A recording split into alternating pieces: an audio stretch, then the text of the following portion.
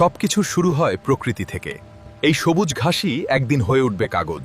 আমরা আধুনিক প্রযুক্তির মাধ্যমে প্রকৃতির এই দানকে তুলে এই ঘাসগুলো এখন পৌঁছাচ্ছে বিশাল কারখানায়, যেখানে শুরু হবে রূপান্তরের যাত্রা। প্রথমে ঘাসগুলো ভালোভাবে পরিষ্কার করা হয়, ময়লা আর অপ্রয়োজনীয় অংশ সরিয়ে ফেলা হয়।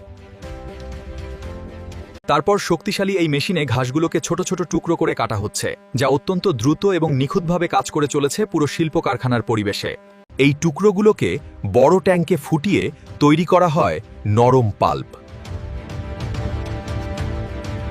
এরপর সেই পাল্পকে মেশিনের মাধ্যমে আরও মসৃণ ও প্রস্তুত করা হয়, যার ফলে এটি ব্যবহারের জন্য সম্পূর্ণ তৈরি হয়ে ওঠে এবং পরবর্তী ধাপে প্রক্রিয়াজাতকরণের জন্য এগিয়ে যায়। ধীরে ধীরে এই পাল্প রূপ নিতে থাকে পাতলা কাগজে, যেন এক অদম্য ছন্দে সময়ের সাথে সাথে তৈরি হয়ে চলেছে ভবিষ্যতের প্রতিটি নতুন পৃষ্ঠার গল্প। এভাবেই সাধারণ ঘাস থেকে তৈরি হয় ব্যবহারযোগ্য কাগজ। প্রকৃতি আর প্রযুক্তির এক অসাধারণ মিলন।